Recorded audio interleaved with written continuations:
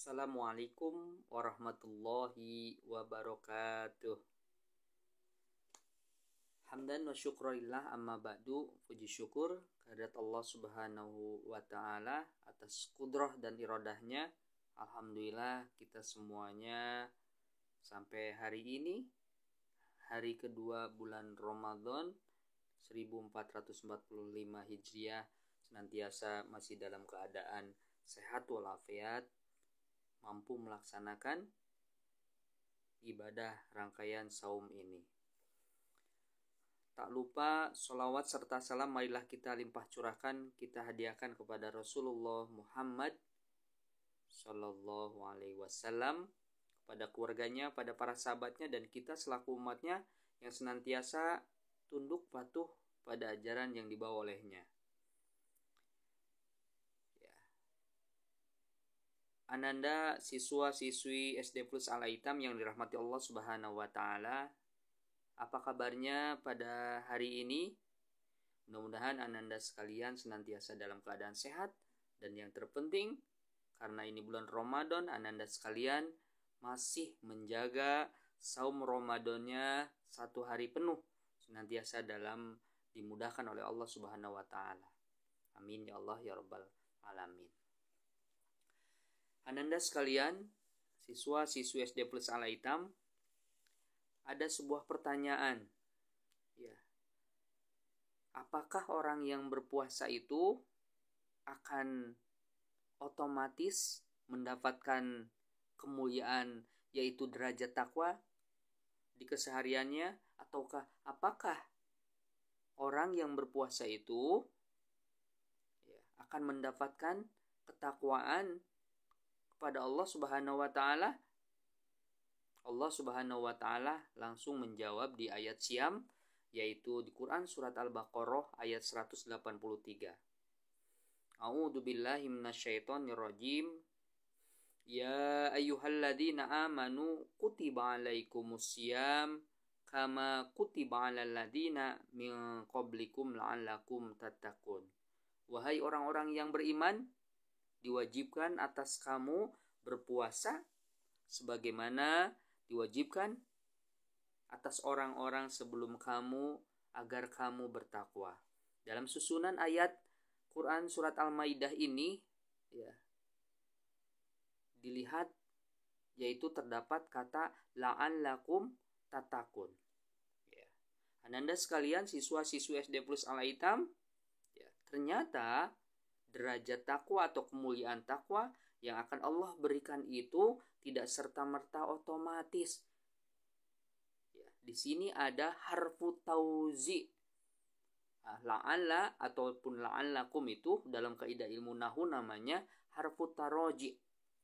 Al-Imam As-Suyuti berpendapat bahwa di mana suatu harapan ataupun asa yang menjadi pijakan hari ingin kita capai, lalu diawali dengan huruf taroji seperti la'alla atau la'allakum, maka ketika kita ingin meraihnya, kita membutuhkan sebuah kesungguh-sungguhan, keseriusan dalam menjalankan saum ini, tidak asal-asalan.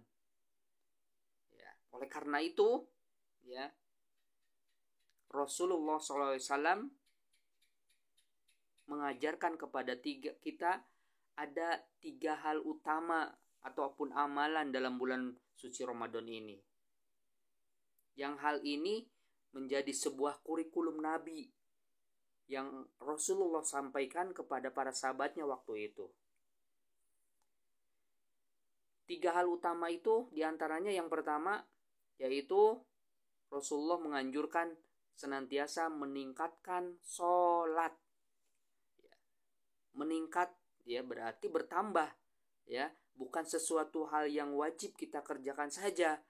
Tidak hanya itu sudah hal yang biasa. Namun bagaimana kita mengerjakan sholat sunnah.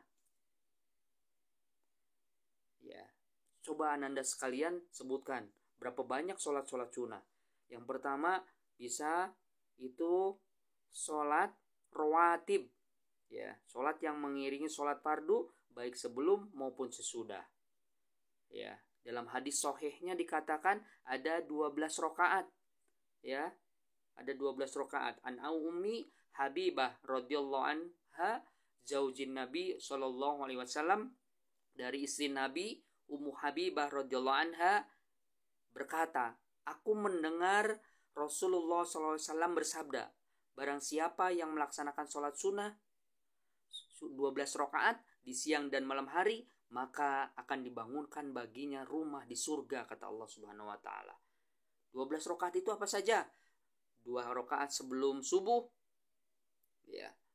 4 rakaat sebelum duhur, 2 rakaat sebelum duhur, 2 rakaat setelah maghrib, dan juga 2 rakaat setelah isya. Atau Ibnu Umar mengatakan, ada hadis yang lain mengatakan bisa 2 rakaat sebelum duhur, manakala waktu kita dalam keadaan sibuk ataupun aktivitas yang lainnya. Hadirin ananda sekalian, siswa-siswi SD Plus Al-Aitam yang dirahmati Allah Subhanahu wa taala. Salat sunnah yang lain yang bagaimana? Ya, selain salat rawatib ada salat mutlak, ya. Nah, ada hadis Nabi yang diriwayatkan oleh dari Ibnu Umar, hadisnya dari Abu Dawud At-Tirmidzi, rahimallahum ra'ata ra'u sholla qoblal asri arba'an. Ya.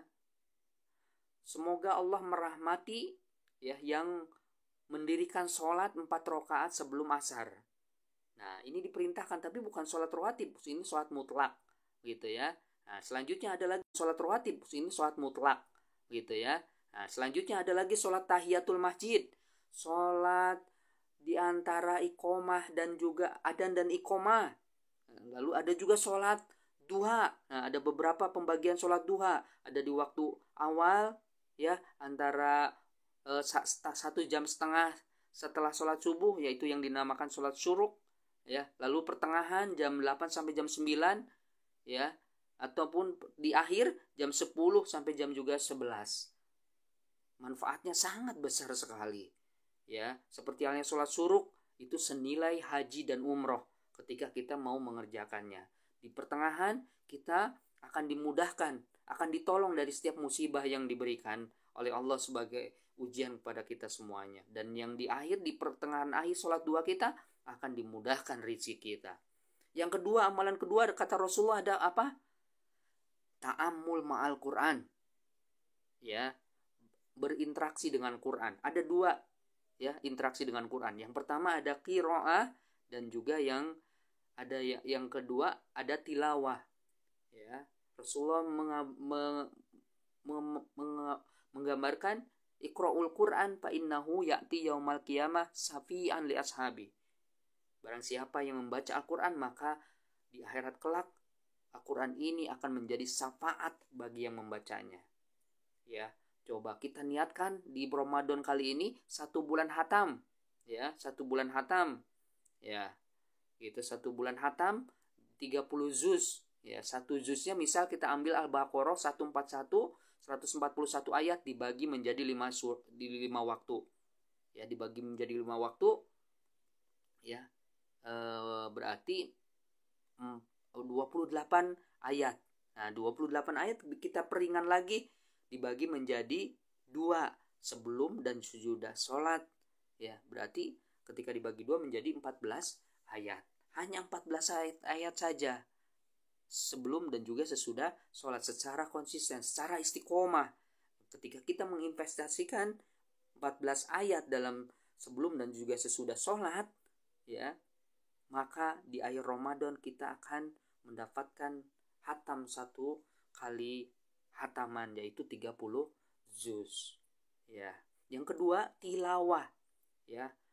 Khairukum man ta'allamal Qur'an wa 'allamahu. Sebaik-baik manusia adalah yang mau belajar dan mau mengamalkan Al-Quran itu sendiri.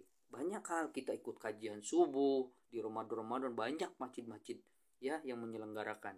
Atau kita, ya, membaca dengan ayah kita, bunda kita di rumah, bagaimana tafsir Quran surat Al-Fatihah, terus sampai kita pahami 7 ayat itu, ya.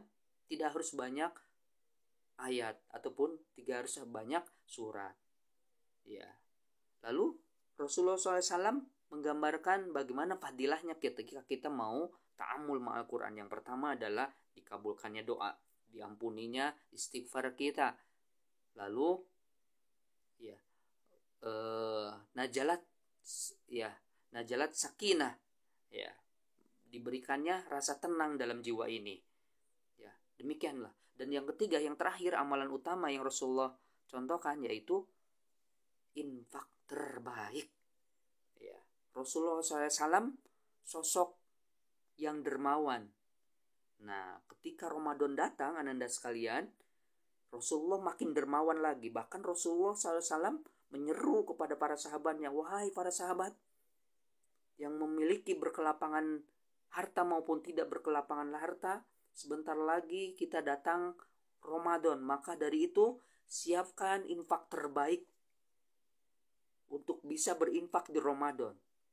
Nah, hal ini menggambarkan bahwa Rasulullah sangat mensupport untuk para sahabatnya untuk berinfak di bulan Ramadan.